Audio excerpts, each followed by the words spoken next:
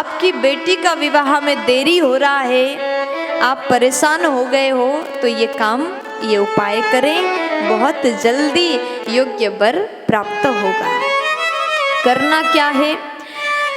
विवाह योग्य युवक हो या फिर युवती हो, विवाह योग्य युवक या युवती दोनों के लिए ये लाभदायक उपाय है।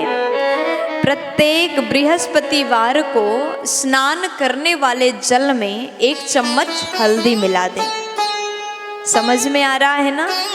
बृहस्पतिवार को जिस पानी से, जिस जल से आप स्नान करने जा रहे हो, 1 चम्मच हल्दी मिलाएं और हल्दी मिला पानी से आप स्नान कर लें। ऐसा आप बृहस्पतिवार को कर सकते।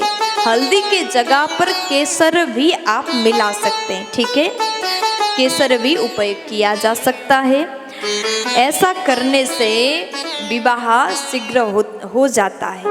और बृहस्पतिवार में एक और काम कर लीजिए, गौ माता का सेवा। देखो, गाय माता के शरीर पर संपूर्ण देवी देवता का वास होता है। गौ सेवा करने से ऐसा कुछ भी नहीं है जो काम पूर्ण ना होता हो। गौ माता दयालु हैं, गाय सेवा हम सबको करना चाहिए।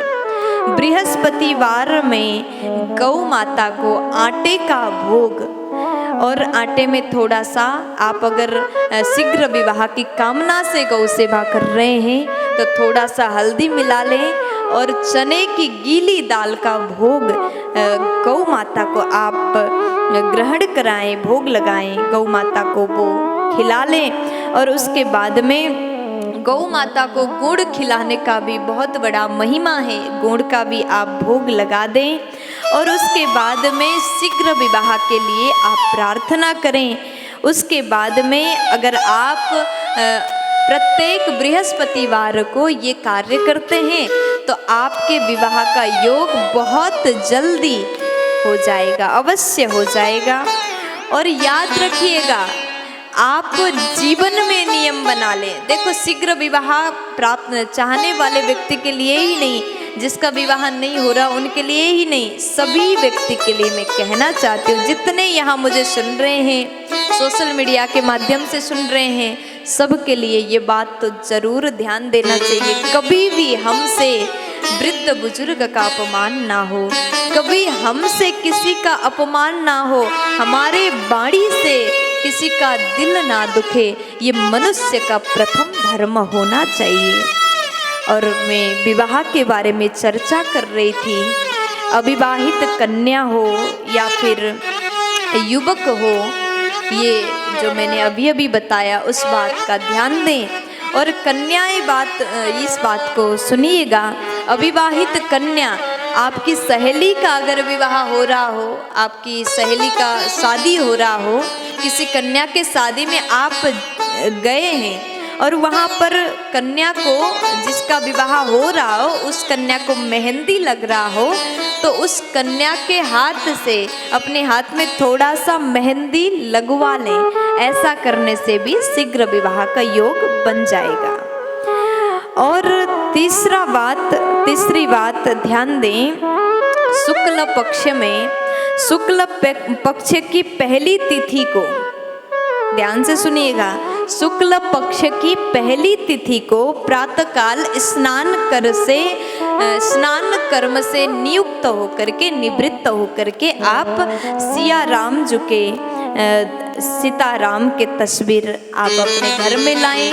आपके घर में पहले से हैं तो बहुत अच्छी बात है। सीताराम जी के तस्वीर चित्र को रखें और स्वयं सन्मुख बैठें, षोडशोपचार से आप पूजन करें।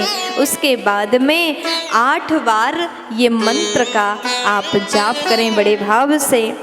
सुनो सिय सत्य असीस हमारी, पुरहि मन कामना तुम्हारी।